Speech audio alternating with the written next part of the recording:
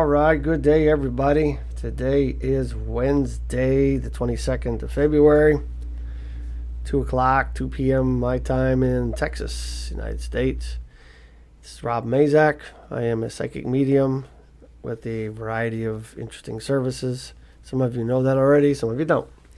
However, I want to just take a short time and kind of talk about readings, especially with cards.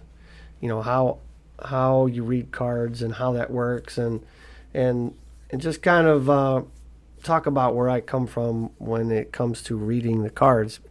And I wanted to do this talk because there are those out there that read different from me, and sometimes obviously we get interesting comments about our interpretation. But you know, I'm not really worried about other people's comments, but I just wanted to kind of talk about how that's done and to help everybody and understand that everybody reads the tarot, the oracle, and whatever other cards that you use much differently from other people.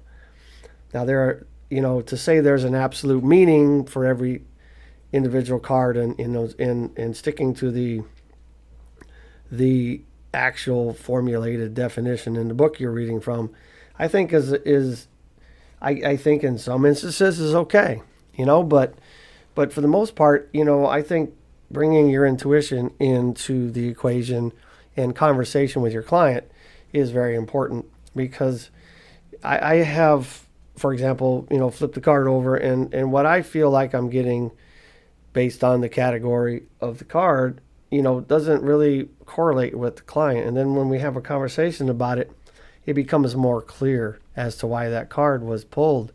Then we can have a conversation about it. So cards to me are not an absolute answer, if you will. They are a guide. What I mean by that is, you know, based on your spread, it keeps you in some type of organized conversation flow about the message or the answer that the client is seeking, or answers. And so, like, for example, I usually use the same spread, and it's a 6-card spread, and each card represents a different aspect of the question and the concern of the client. And so I use this to make sure I'm staying on track, and that it is a very organized and flowing conversation. So I normally use one deck, and it's the standard Rider-Waite Tarot deck. And you know, I know many people that use a lot of different types of cards, and we'll come back to that scenario. But for me, I've kind of just gotten used to this particular this particular deck, and you know, it's just what works for me. And when I talk to clients before I start, I always tell them that right off the bat, that if you go to somebody else and they look at the same cards we flipped over, they're likely to read them a little different. But that's okay. Everybody has their own intuition, their own empathic input. And so I also inform them that I wrap it up with experience from talking to people for a long time about particular subjects that we are covering. You know, my own experience, whatever comes through from spirit, you know, from the source, or whatever you'd like to call that, right? And so it's just kind of a big combination of all of that. You know, I have been to readers before where it's like them talking, you listening, and it although, you know, I get stuff out of it, it just doesn't feel the same, doesn't feel meaningful, because I can tell you, clients come to you not just for answers, but they want to be heard. They want to know that you're interested in what they've come to you to seek out answers for.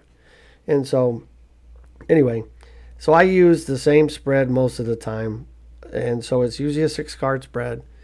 And for me, it is the first card would address the question or the concern. And if they didn't bring one up, it still kind of emphasizes what is probably the concern of the client, because sometimes they don't know what they're seeking, right? And so this kind of helps clarify maybe where they're lacking in their information or in their life, And so then the next card would be some background going on in their life. What's happening kind of in the shadows, if you will, that might be affecting the question or the concern or where they're moving to, right?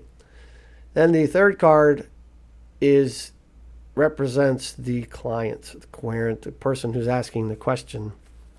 If you're doing the reading for yourself, obviously it's about you, right? So it just kind of represents some things or personality, energy of the client. And the following card would be just some influence or things that are influencing things in their life. What might be driving them the wrong way or holding them back or changing or altering the energy that they need to move towards whatever it is they're trying to do. Then the fifth card would be the answer or direction card. It really, I don't know if it's an answer most of the time, but it's like, what do we need to do with the information we've already uncovered? And then I do have one extra card that I've been throwing for a while, and that's just extra clarification card, because it seemed to me for a long time that this particular answer card, direction card, seemed to leave me hanging a lot. And so it has been helpful at times to have that extra clarification card. And once again, I read the cards probably different than others, which is, it should be that way, right? So what I've done is over the years, I've read the books. I've read a lot of different texts, and so really what I strove to do, or I looked to do, was to, in this case of the rider waite to row, I took the time to understand what the numbers mean on the cards, like one is about new beginnings, for example, right? And then I took time to understand what each of the different suits represent, right? From the pentacles to the wands to the swords to the cups, what they generally mean. And so for those minor arcana cards with the numbers and the suits, I can kind of correlate basically what that card is about. And then of course you just kind of need to understand basic meanings of the major arcana cards, and so that you can form your intuition around that. And so, is my interpretation a lot different than others? Probably. I guarantee you, every reader you go to will have a different meaning and different idea. I've thrown some cards from my better half sometimes. She's like, I have no idea how you got that out of that card.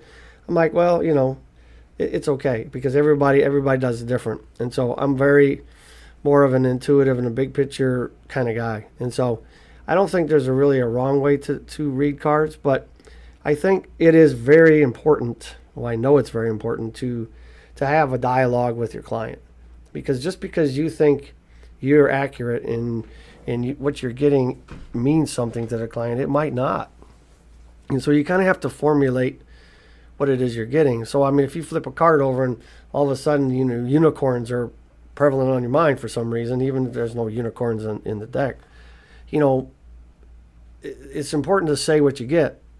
And so, because maybe it is important to the client. I've done that before. Flipped over a card and go, wow, do unicorns mean anything to you? Because I don't understand this. And, of course the answer is usually, oh my gosh, yes, me and my dad, we always had this unicorn thing, whatever. Anyway. And, at times I've even flipped over a knight of something, right? And even before I could even delve into what the card might normally represent, the thought that pervades my mind sometimes is like, oh my gosh, you were really in love with horses, aren't you? Right? And it's like, usually the answer is, yeah, exactly. Right? And so I'm not saying I'm always right, but the thing is that we are not also right all the time. Based on the information that we have coming through our own experience, speaking to others. And although it probably is close, sometimes you need that client input to kind of help you make sense of it all, right? And that's okay, and so in that light, I don't think it matters how you read the cards, as long as you understand what you're doing, what you're getting, and helping clients to uncover what it is they came to you to find out, right? And sometimes you might even discover some things that they weren't even coming to talk to you about, which is always interesting. And so, in that light, I will say that, I'm normally a one deck kind of guy, and I don't think there's anything wrong with people having multiple decks and finding other ways to create. But I think it's very good for readers to understand the decks that they are using, to make sure that they have a general idea of what the individual cards mean. If you use an oracle or different tarot decks, that have, other than the normal suits from the Rider-Waite, I should say normal, well, based on Rider-Waite, which was kind of one of the original type of decks. But anyway, there's a lot of them out there. I know readers that will set up at a fair and they'll have like 15 decks of cards. No offense to any of you guys that do that. That's fine. They'll let the client pick their deck. That's kind of a cool way of doing it too.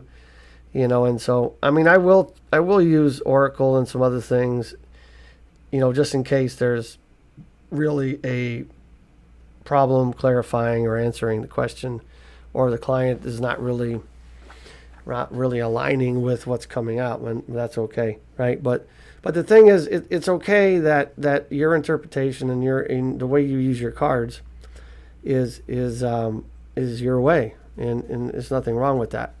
And so, but I do encourage you to really learn, though, the deck that you primarily use, and perhaps have some standard ways of reading, because I can tell you from doing face-to-face clients, that are sitting in front of you, they want answers. They don't want you to be fumbling and looking through a book, and it doesn't really bring credibility to you, right? And there's nothing wrong with doing that if perhaps you need a lot more deeper clarification to the meaning that's not coming through, maybe occasionally doing that. But I'm not knocking people that do that. I'm just saying, in my experience, it's people seem like they really want you to be confident in what you're saying, what you're doing, and that you put the time and the work into it, right?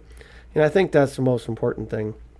And so, like I said, I would encourage you guys to also not worry about entirely understanding everything about your deck or the decks you use 100%. Because if you wait to be perfect to do anything, to start reading for people, you will likely never do it, right? And I'm not saying that everybody out there needs to be a reader. I'm just saying I know so many people that will say, well, I need to understand these 100%. I want to be exactly right. And I can tell you right now, I don't know any psychics or mediums or any intuitive people that are 100% right. I know some that are pretty doggone right most of the time, and I get my fair share of validation myself, but, I'm not always right. I'm not always tracking, and sometimes it just leads into a conversation that maybe the client needed to have. And that's, once again, is okay. But, I also want to encourage you guys to not be afraid to say you're not sure about an answer, because I've had people in readings will at points I'll go, well, what am I supposed to be doing for work? And in that moment, spirit hasn't given me anything, my intuition hasn't given me anything, and I will flat out say, I'm sorry, I got nothing for you. They're not bringing anything through, and that's okay. And so maybe you can circle back later in the reading, and maybe it'll make itself known later on. But it's okay to say that you don't know. There's nothing wrong with that. And so, because you got to remember that no matter what you do in a reading, it's really ultimately up to the client to take that information and do something with their life. You are not the all-knowing, seer that is going to give them absolute clarification and clarity on everything that they're coming to you for. And so it to me, really, once again, to reiterate, I think tarot is just a wonderful tool, and it's a way to provide a framework and guidance and a path to follow so that your conversation is not going all over the place. Since I can do that, I can tell you, I can find myself bopping around all over. I mean, we get to where we're going to go, but I like the framework, and so that we're talking about appropriate things at the right times, and so that your client gets what they need, right? And so, and I've also I think it's important to tell people up front how your readings go, what it is that you're doing, so that they understand. Because I've had people sit in front of me, plop down, and just look at me. And I'm like, okay, so I'm shuffling the cards, right? What do you hear? What's your questions? What are you looking to discover? And I've gotten those answers like, well, you should be able to tell me that. Okay, people, we are not God. We don't know everything. We don't, granted, we can probably pull up what it is that you're seeking, based on experience working with people. But the point is, if you're say going to work 15 minutes with a client, you don't want to spend 5-10 minutes of that basically trying to figure out what it is that they're asking or why they're there. I think it's better if you explain to them this, like, having a question or concern ahead of time is really important, because we're going to make better use of our time, and then we can really talk about the things that matter. And I've even at times had readings before where the person that has come in is just like, it just feels like there's a stone wall between the two of us, and trying to read it, trying to pull up stuff, and and it's always meeting dead ends. And so sometimes people will come in very, very blocked, and it's difficult sometimes to actually get anything. I've actually, a couple of times in my career, have just kind of folded up the cards, put them back, and say, this is not working. This is not the right time, perhaps. Maybe the emotions are out of whack, whatever, but we are not jiving. And, I'm not afraid to say that. If it's not going to work, it's not going to work. It's okay. But, in both those cases, or I think it's twice I've done it, that's happened to me. But I've made an agreement with them. I'll go back to the house tonight and I'll meditate on this very thing, and I'll send you something. And, then it works just fine. So, I mean, there's a lot of ways to do it. But like I said, cards are not evil. They're not magic. They're not special, if you will. They're just simply a tool. And, I don't think they should be treated as, the way to get absolute answers. The way you get absolute answers is to work through your format, the way you read, your experience, the energy of the client, your intuition, all that should be mixed in. And I also encourage everybody, when they are reading for somebody, really throw in a lot of that coaching, life coaching, and really, like what I do every time I have a reading or any session at all, is I always try to bring the dream back. Where do you see yourself going? What is it you're trying to do out of life? Or what are you trying to get out of life? Where are you going? And the scary thing is, about 90% of the people I've read for have no clue what they want to do or where they want to go.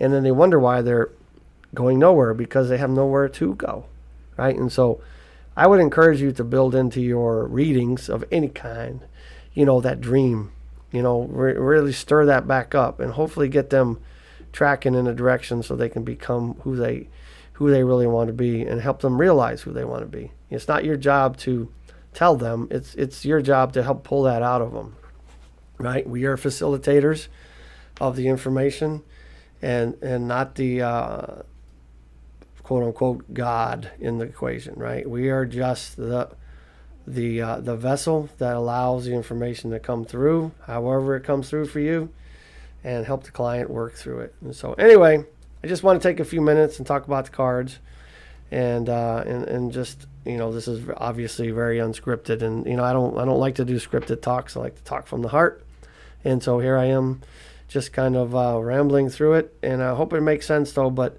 once again, I encourage you guys to really understand your decks, but not to 100%. Get going, get busy, actually get out there and start helping people, and just realize we're human, and we're not going to be 100%, and that's okay. And so the goal is to help our clients get from here to wherever they want to go. Help them realize who they are, get out of their own way, and get on with business. Anyway, I digress. And I shall leave you on that note. Namaste. Live your life. Be strong. Talk to you soon.